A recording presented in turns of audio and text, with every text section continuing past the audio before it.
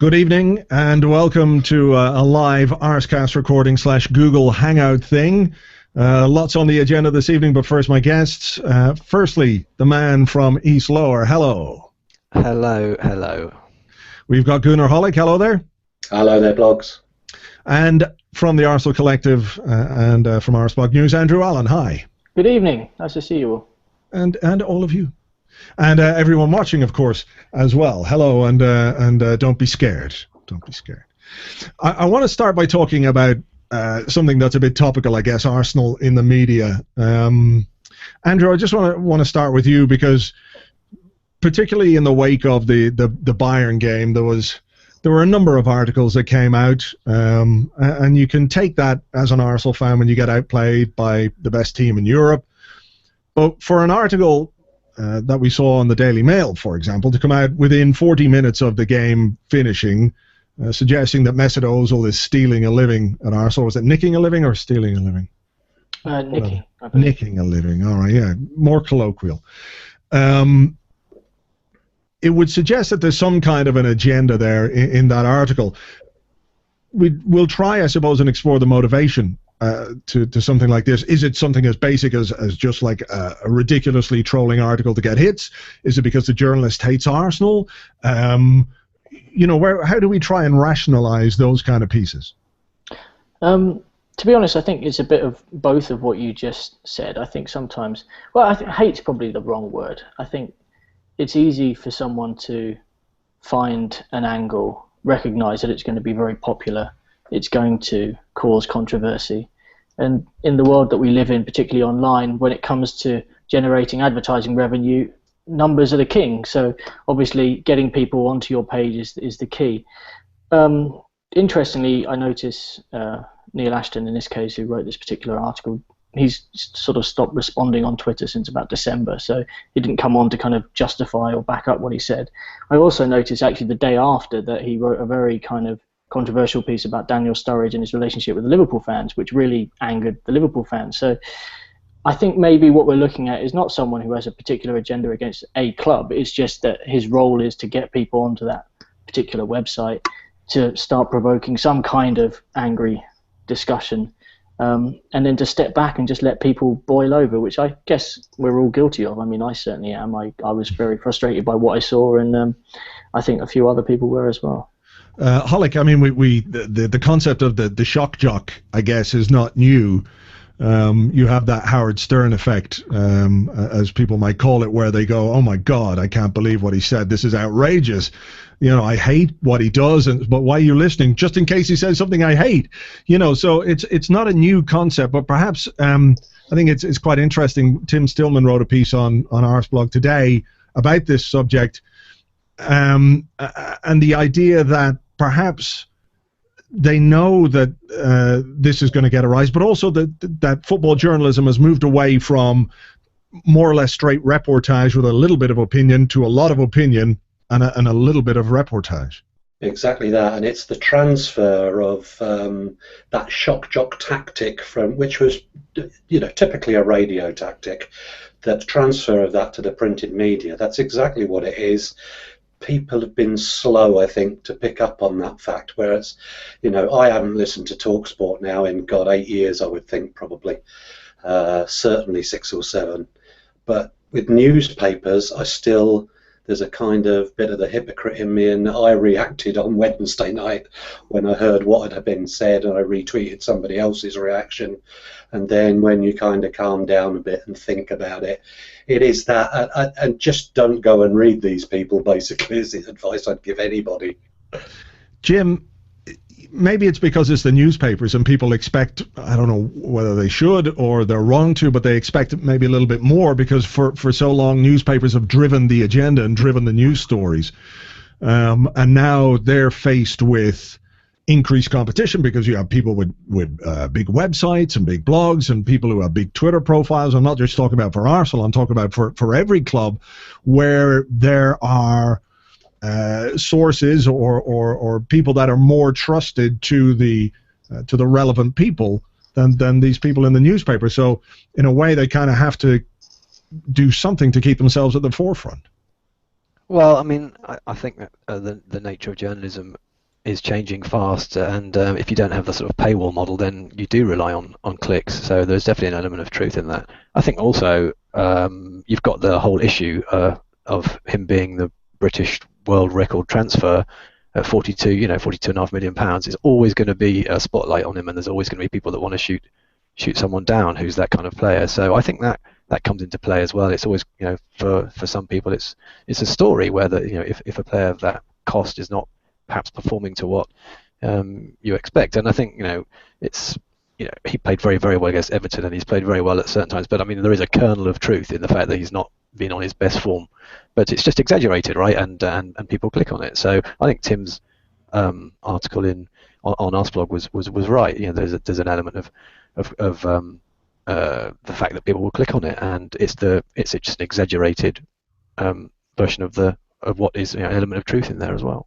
So, I mean, staying with you, I mean, the idea is do not feed the trolls. I mean, I think people are open to opinions which differ from theirs, right? Because, I know from my point of view, I know there's lots of people who I disagree with in fundamental terms, but if they can express that opinion in a calm and rational way, then I'm more than happy to take that on board. It's perhaps the way that these things are expressed that gets people's backs up. Because, I mean, let's face it, the Ashton article was a piece of rank stupidity. You might say it's clickbait and trolling, but it's fucking stupid more than anything else. Well, yeah, I mean, I guess it depends whether you rise to the debate of that kind of thing, and I don't tend to. It doesn't. I know what you mean. It was sort of written to provoke, and that's the sort of nature of it. But it only really provokes you if you let it. And I don't, it doesn't. I can't. It's the kind of thing that you read it once, or you read a half of it, and then you can see roughly that it's not what you agree with. So why get kind of all het up about it? I just don't let that kind of bother me too much, to be honest. Holic, do you think there's a tendency to, I mean, if somebody is writing something like that, the tendency to react is a bit too strong, or there are elements who seem to enjoy seeking out those areas of Twitter or the internet or other blogs that they just absolutely disagree with on every level, but rather than choosing to leave it alone and stick with things that they like or agree with, that they actually go looking for this and are seeking to spend their time either fighting with each other or fighting with people on Twitter or journalists or that kind of thing. Yes to all of these things, but it's actually a relatively small number of people but who post an awful lot, I was thinking about it earlier, and there's this kind of mindset amongst, as I say, a small number of people that they are right, that they are not going to listen to what anybody's going to say to them in response, and that there's this constant provocation between people who should share a common goal. But it is a relatively small number of people, so you can't beat human nature, I'm afraid. Andrew, perhaps something that informs fans or drives them is this idea that they know better about their club and their players than the journalists that are writing about them. Because, for example, journalist X goes to an Arsenal game, writes a match report, makes some declarations or assumptions, but next week we'll be watching a different team, and the week after we'll be watching a different team after that. Is not scouring News Now or Arseblog News, obviously, for all the latest updates. They're not as informed as the fans that are reacting to their articles. Do you think that's a factor? Well, I think fans have never had as much access as they do now to information which penetrates the club at every single level. So I think your average Arsenal fan these days, who follows the club via the internet, is incredibly savvy. But there's a level of partisan. I mean, football is a partisan sport. I mean, there's a reason why we support Arsenal. There's a reason why other people support their clubs. And to be honest, I think what happens to a certain extent is when there's an outrage, people jump on the bandwagon of the outrage as much as as much as you would celebrate a goal to a certain extent. It's what's done. Everybody wants to be involved in the outrage, and that's fine. But it then sort of spirals out of control, where you may be having a sort of 5-10% of people who bothered to read the article in the first place being particularly sort of frustrated and thinking this guy's a bit of a dick. and then everybody else just sort of kind of joins in. And the thing is, I actually quite like the idea that everybody just gets a bit annoyed by it, because we're all Arsenal fans, we're all together, we're therefore going to stand up for our club.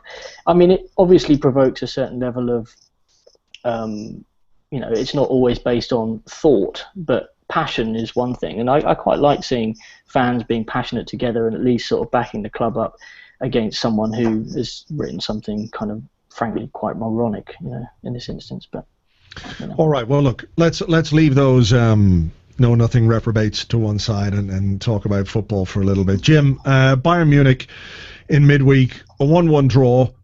On the face of it, not a bad result. Performance-wise, maybe people were expecting more. I'm not quite sure exactly why, given we were going to Munich against the best team in Europe, playing as well as they've been playing for a long time. What did you make of the game and the performance from an Arsenal point of view? Certainly from the team that the manager selected, he really had a go. He did have a go, but I don't think it. I mean, I think it was a pretty futile, and I agree with you. I don't think it was ever. I think it was ever really going to happen. And we played well enough without really hurting them at any point, apart from the first sort of 10 minutes of the first leg. So I don't know. I mean, I kind of had prepared myself in advance that that was the way it was going to end, and sure enough, it did.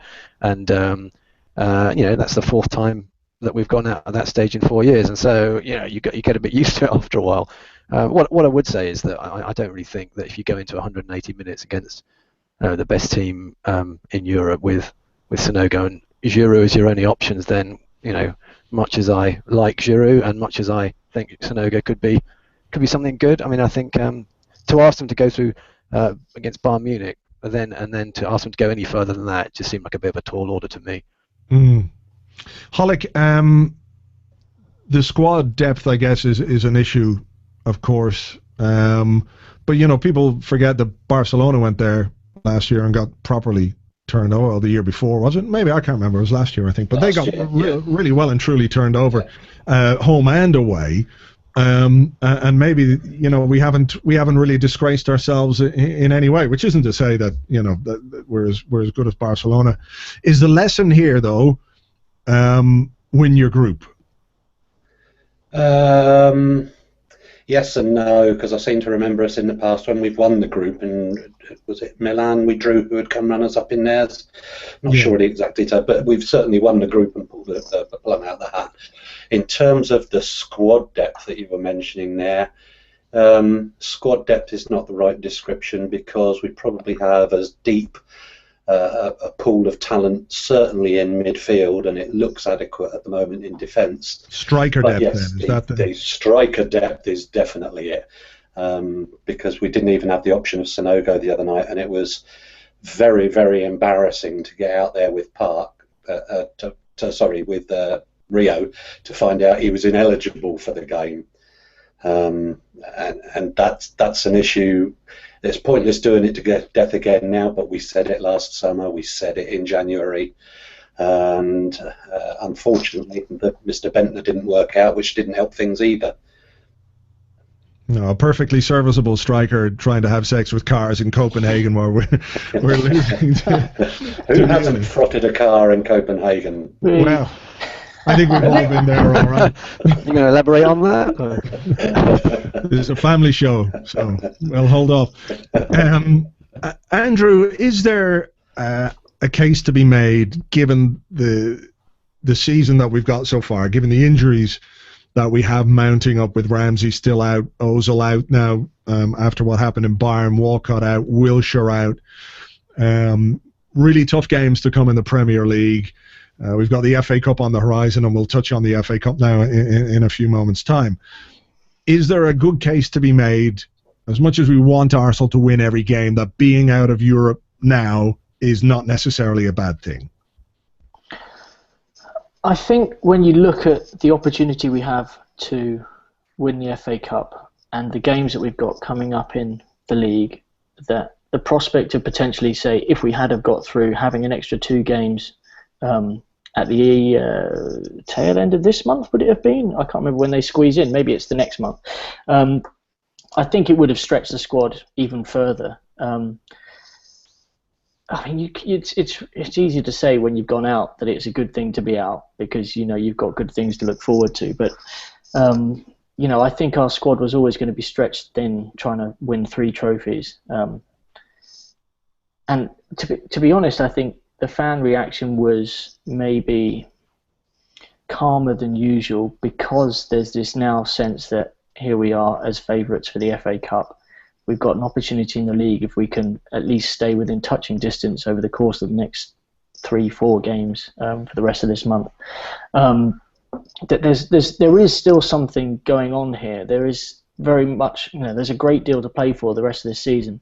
And I think that's exciting. I think that's keeping people going. I think there's hope there. That may be tested over the course of the next week or so. I mean, it's such big games. And as soon as we lose a game, if that happens, and that race for 4th opens up as it has done with Spurs closing the gap, then people might start getting a little bit more nervous. But I think this year we've got a trophy in us.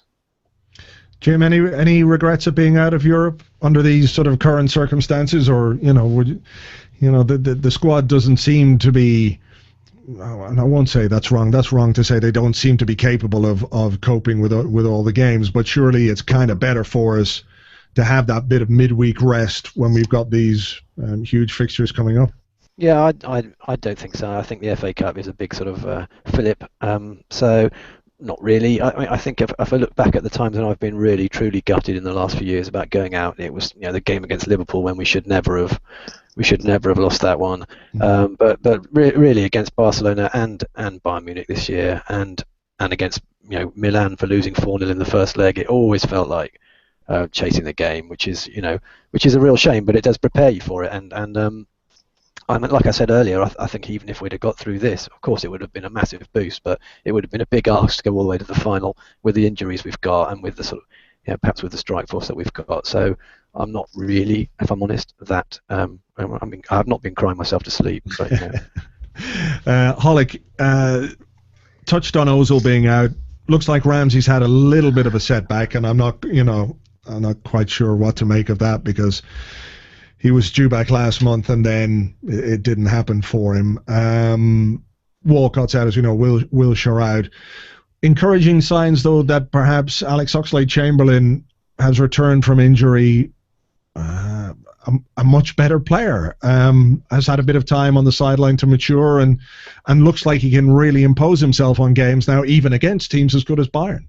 Yeah, exactly that. And as I said earlier, the depth of options we have in midfield is still good enough to cover for the loss of Ramsey, for the loss of Ozil, for the loss of. There was some fella called Diaby who used to play for us, I think. Well, I don't know. Jack Wilshere. But you look at what's available for Sunday still. The Ox could play alongside either Flamini or Arteta at the base of the midfield, and he does give us the pace option again that we've lacked since Theo Walcott went. And ahead of those, you think you could still play, even without Ozil, you've still got Cazorla and Rosicky and Podolski you could play as a 3. So I still think we've got a strong midfield to go out there on Sunday. But yes, I'd love to see Ramsey back, because even now, you go and look at fantasy league tables, he's still one of the top midfield players in the country, and he's been missing for, 8 weeks, 9 weeks? Yeah. It's absurd. We could do with a match fit him back. Andrew, Lucas Podolski against Bayern looked kind of fired up, and I have to admit at halftime I was thinking he was the kind of obvious change because he'd been booked and he wasn't really in the game, and maybe the occasion was getting to him a little bit, but he got a brilliant goal, regardless of whether or not you think there was a foul, but you got to play the whistle, so obviously there wasn't a foul. Thumping finish. Neuer said his first thought was to get his face out of the way, which tells you everything you need to know about Podolski's shot. But for me, what was most interesting was the fact that he spent more time in our box than I think I've ever seen him. He was disciplined. He got up and down that left-hand side very well. And perhaps that's an encouraging sign for Arsene Wenger too, because he is going to have to move Cazorla into that middle, that sort of central role with Ozil out, and Podolski's the obvious guy for the left. Yeah, no, certainly. I mean, I thought he was actually in the second half very impressive, particularly because he's one of those guys where you see sort of in the 5-10 minutes after they score a goal, they really sort of seem to be bolstered. Their energy levels go through the roof. They're suddenly chasing. They're everywhere on the pitch. I wondered whether, to a certain extent, Podolski was helped out in the defensive side of things. I mean, in terms of how good he looked, by the fact that Vermaelen very much stayed at left back. Vermaelen at no point attempted to venture down the wing in the way that Gibbs or Monreal might try and do. And quite often what happens with a midfielder who's supposed to be covering a fullback in those circumstances is if they go forward, the guy who's more advanced is supposed to help out back if it all goes wrong. And in this case, all he had to really do was just cover for Vermaelen in a position straight up. He didn't have to sort of venture back and make any last-ditch challenges. But he was good. He made some... I mean, I think, Arsene Wenger can't have had to spend too much time ramming it down the throats of the players that Arjen Robben was going to be a massive outlet for Bayern, and they were going to be very dangerous on that side. So he was disciplined, which is something that you can't always say about the way he plays. I think it bodes well because he's a guy who, when we've seen him playing and had regular games, he's been very effective. I mean, there was a period in the middle of part last season where you kind of thought, okay, this guy can really bring something to the team. His crossing is fantastic. He's got an amazing shot we all know about, and he's been very much on the periphery this season. So there's a lot to come from him, and we've got big games coming up. So why not? Jim, he is somebody we're going to need, isn't he? Because even if you look at what he did last season, he was in and out of the team, and everyone was going, well, why can't he do 90 minutes? And he was playing 70 minutes here, 70 minutes there. He was not getting on in games, and he ended up with, 16 goals last season and 10 or 11 assists. And this season, in terms of how many games he's played, his strike rate is fantastic as well. So whatever issues there are with him overall, his end product can't really be questioned.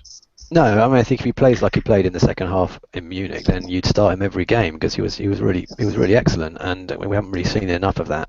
But also, he like you say, he scored 15, 16 goals last year, and we don't have Walcott now, who scored our highest amount. So you can't just discard someone who can score, who has a good record like that. When we need those goal scorers, especially sort of in the tail end of the season. So I really, really hope it does bode well for the rest of the season because when he's good, he's very good.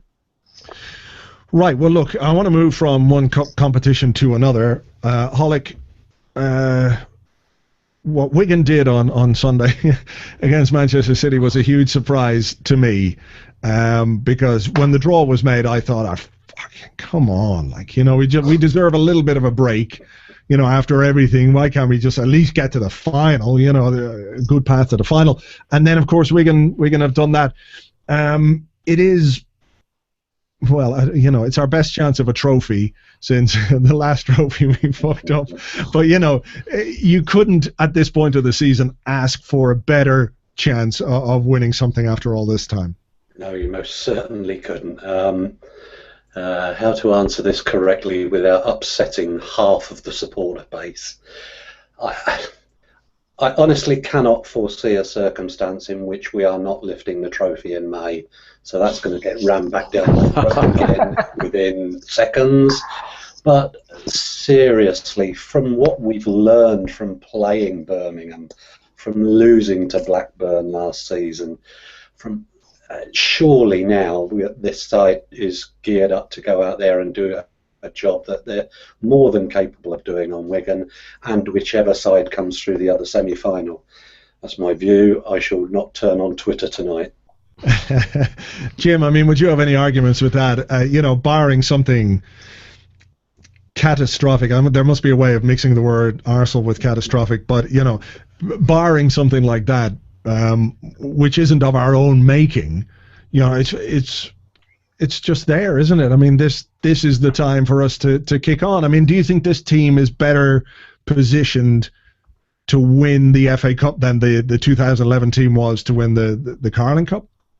Oh, well, I think they're in a much better place. I think they're in a much better place all across the pitch, to be honest. But with me, obviously, with perhaps the exception of firepower. But I think we are in a good position. But you won't catch me making a bold claim like Holic did. No way. I'm not going to jinx. I'm not going to jinx it. Or I've been to enough lows. I've been to enough cup finals where we've lost, and enough semi-finals where we've lost as well. So I'm going to play this one completely safe, sit on the fence, and say that let's not underestimate them, because if we do, I'm going to cry. Well, look, we lost semi-finals and finals before there was the internet for people to to spread their crazy notions far and wide. But Andrew, it is it's one of those things that if you get to the FA Cup or to these stages of the FA Cup, I mean, I think that we've come through enough to deserve this. Having beaten Spurs, having beaten Liverpool, having beaten Everton, 3 very good teams to get to this point. There's an element of deserve to it. I know nobody, least of all the team or Arsene Wenger, is going to underestimate Wigan, because we've learned all those lessons and the team has learned those lessons. But when you look at it on paper, Wigan is a team that this Arsenal side should beat. 100%. I mean, we've been to Wembley, the new Wembley, twice, and the memories from those 2 games against Chelsea in the semi-final in 2009 and Birmingham in 2011 are horrible, and we need to start rewriting that history. And I mean, I think like you, I didn't even bother tuning into Wigan versus Manchester City. I was just so sure that City were going to spank them by about 5 or 6 goals. I sort of casually looked at my phone with 2 minutes to go of the game, and I was suddenly, oh my God, what's going on?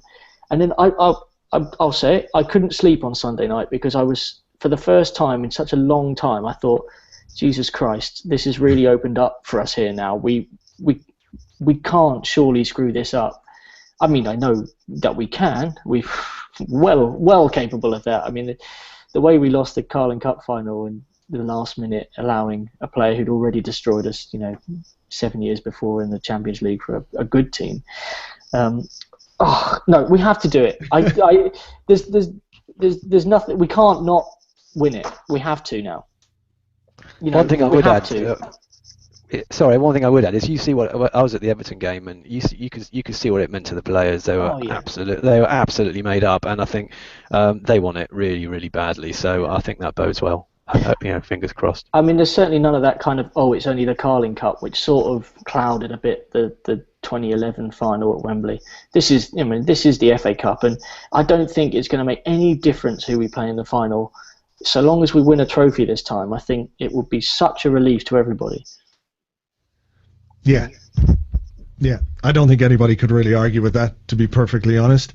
I think your point, Jim, about the players and that Mertesacker reaction when the 3rd goal went in, he sinks to his knees down the pitch, and he's you can see it that they really want to do something, and perhaps the makeup of this squad with players like Mertesacker, with Arteta, who knows he's not going to have many more seasons to win a trophy. They know, and I guess they know what it means to the fans as well. Yeah, I think I really, if they take that attitude into the semi-final, then that's all you can really ask, and it should be enough. But funnier things have happened. But there's a lot of togetherness in the squad, and it does. That's probably why we've got through the ties, like you mentioned, that we got through 3 very tough home games. But fingers crossed. But I'm not gonna sit here and say it's a done deal, because it isn't. But we have a good chance. Of course we do. Yeah. I mean, Holic, is it just a question of us being Arsenal fans that we're looking at this? Because if we were sitting here for whatever reason talking about an FA Cup semi-final lineup that included Wigan, Hull, Sheffield United and Chelsea, none of us would be in any doubt whatsoever that Chelsea would lift the trophy. Exactly that, and I don't think you'll find too many outside there who are not Arsenal supporters who don't think and don't begrudge the fact that this probably is our year. And there I go again. You've started me off again. This is a man who's seen us lose to Swindon, for God's sake. But it's not going to happen. The side has got too much quality. Even And let me throw this out there as a random addition to the conversation, even with Fabianski in goal, because what a plus he's been this season as a cup goalkeeper, and he deserves. It's a shame both goalkeepers deserve a winner's medal. Well, there's an interesting one, because it came up on the Arsecast Extra the other week with myself and James, and we were talking about it. What do you do when you get to the final? Do you stick with Fabianski, or do you play Szczesny, who the manager obviously considers his best goalkeeper? I was curious to see Manchester City play Papillon, or whatever his name is, in the in the other game. Even Everton last weekend played that crazy guy. Yeah. You know, and obviously he's got an aversion to catching a football, which as a goalkeeper, you would think occupational hazard. Yeah, something of a disadvantage. I mean, Andrew, what would your thoughts be on it? I mean, if the manager did decide, well, look, Fabianski is the guy for me in the cup final. He's played in every round. He's played, would you have an issue with that, or would you think he's got to go with Szczesny? I think he'll play Szczesny. Sorry, actually, that's completely not what I was thinking. I think he'll play Fabianski. 100%. I think he'll stick by Fab. I think he'll give Fabianski the semi-final, and if he does well in the semi-final, he'll give him the final. I think Arsenal's quite loyal like that. I think he probably said at the beginning of the season, "I'm sorry, Lucas. Wojciech's my number one goalkeeper for the league. You can have the FA Cup," and I don't think he'll take that away from him unless there's an injury or a suspension. I firmly believe that. Jim, what do you reckon? I mean, would you have any issue with that? Not on the way he's playing, but I for my money, it's Szczesny every day, because Fabianski's leaving at the end of the year. Trophies don't come around as we've worked out. They don't come around regularly, or as regularly as we'd like. Szczesny's here for the long term, and to not play him you want him to be a happy player. You want him to kind of build those memories for the club, and I just think it would be the wrong thing to do to play a man who's leaving against someone who's here for the long term. So for me, Szczesny comes in, but on form, I wouldn't have. He's really improved a lot of Fabianski. Typical Arsenal that we get rid of him just when he's come good. Just as he's speaking, yeah. That's so very Arsenal. But no, I would probably play. I'd happily play Fabianski in the semi-final, but for me, Szczesny in the final all the way. Holic, what do you reckon? I mean, is there a danger that perhaps Szczesny might feel like he's missed out on winning something with the club? I mean, he hasn't even put him on the bench. I mean, So, I mean, would there be that danger that, Szczesny, if we get to the final, he plays Fabianski, and, Fabianski goes in the summer, which he's, absolutely entitled to do, and good luck to him, but Szczesny might just feel a bit miffed? Who knows what's in Szczesny's mind? Who knows what the agreement is that Arsene came to him? Because, like you say, he's not even been on the bench either. But actually, I hadn't thought too much about that, and that's a great point that Andrew's just made. That I think, he's Szczesny would not want to be the goalkeeper who's here next season, the only player not to have won something, if you get my drift. That is a really good point, and he's changed my mind tonight. I would go with Szczesny in the final. I mean, it would be amazing if Szczesny wasn't on the bench and Viviano, for whatever reason, had to come on, making his debut in English football. On his gap year, as you keep saying. he'll be injured. It'll be Martinez.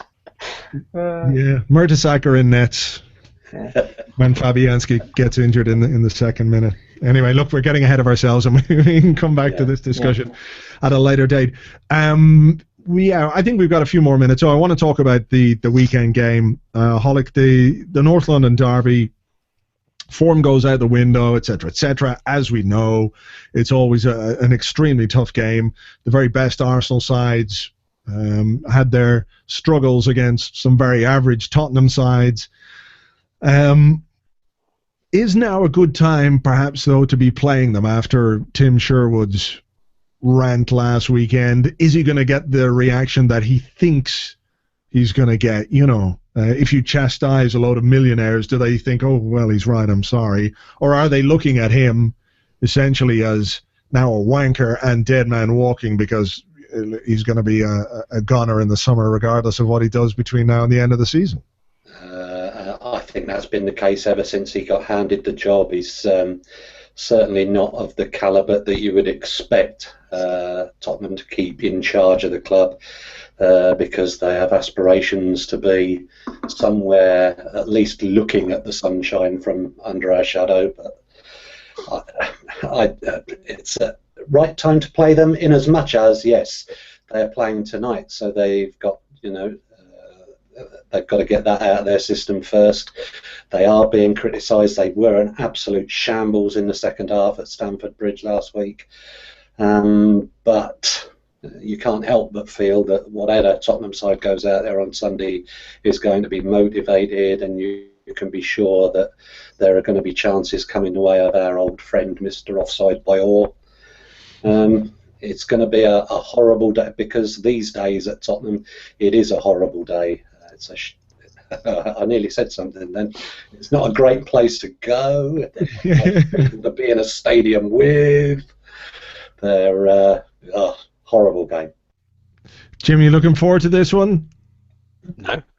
Never am. I'm always so nervous, like a complete wreck before any Arsenal Spurs game, irrespective of the form. I don't enjoy it until we're at least 4-0 up with maybe 30 seconds to go. No, I don't know. I just get really nervous before these games because, like you said, they can go anywhere.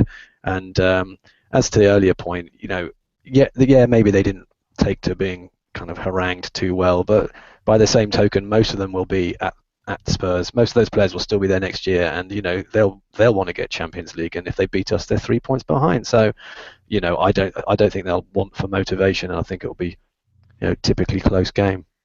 So Andrew, no, I'm not looking forward to it really. Andrew, it is. I mean, the stakes are high, not just for the 3 points that we need to sort of stay in the title race, but obviously to try and put a bit of distance between us and them. And when you look at the schedule that we've got to come, Sunday is hugely important. A good chance for us to get 3 points though this weekend. As the Holic has pointed out, they're playing tonight. We've had a couple of days extra rest. They're currently losing 1-0. Thanks for the update, Esso. So it could be a good time. I don't think it's a bad time, that's for sure. I mean, I look at this Spurs team, and they're not as good as the team that played us last year and beat us at their place, and that team wasn't as good as the team before that. I also sense that there's some real nervousness. I think there's anxiety because although they've got themselves into a relatively good position in the league, they too have a very tough run coming up, and they know in the next couple of games that they can't afford to drop points because the gap between them and us and them and Liverpool, and with Everton still sniffing around, and I think to a certain extent a lot of Spurs fans looking over their shoulder at United, expecting them to sort of at least string a run together at some point. There's anxiety, I think, from both sets of fans, and I think that there's no cockiness from Spurs fans this year. I've noticed that. I think this is going to be a game where if we turn up and we play well, I think we can get the points. I would accept a draw right now, but I think, unlike in other years where I definitely bite your hand off for a point to just get out of there, I think we can actually go and get a win this time. Jim, in terms of midfield, Holic touched on it earlier. We could play Alex Oxlade-Chamberlain in the centre of midfield where he's been effective. Would you consider playing him there, or is the right hand side a more advanced role to give us that pace where he should play, and that then allows the manager to pair Arteta and Flamini together, who would need or could provide that very much a defensive platform, and Flamini obviously would like to fist as many Spurs players as he can. I like him. Footballistically speaking, obviously. Yeah. Well, how to answer that? I think punch how to follow that? Word. I think the Ox is good. He's been really, really good through the middle, and you'd be tempted to play him there. But I have a funny feeling he'll probably be shunted out right, just to give us a bit of width and pace there, and because I think he'll definitely play Flamini and Arteta. So I think I'm just glad that he's pretty much a kind of first guy on the list at the moment. He's probably our player who's absolutely in best form in the last couple of games. So wherever you play him, it's just great to have him. Such a dangerous player, and against Munich he was our biggest threat by far. So if he can be if he can play anything like that on Sunday, he'll be very, very dangerous. So yeah, hopefully he will be the difference. All right. Well, look, gents, thank you very much indeed for your time. We're gonna leave it there for this evening because we could talk about Giroud and scoring, but Once you've gone down the Bentner route, then the Giroud stuff's nothing, isn't it? Well, this is it. I do wonder what kind of a car it was. Was it like, do they in Copenhagen have the same like black cabs in London, or are they different? I mean, I know in Berlin all the cabs are Mercedes. I'm imagining beaded seats, I have to say. The beaded taxi driver seats with the yeah. I've got something else with beads in my mind now, and I think it's about time we called this one to a halt. The man from East Lower, thank you very much. Thank you. Very enjoyable as ever. Goonerholic, thank you. Cheers. Thank you very much. And Andrew Allen, thanks a million. Thank you. Good night. All right. Thank you indeed to everybody for watching. We'll chat to you again on another Hangout very soon. And if you're listening to this tomorrow, thanks for this Arsecast. We'll chat to you on the Arsecast Extra on Monday. Cheers. Cheers.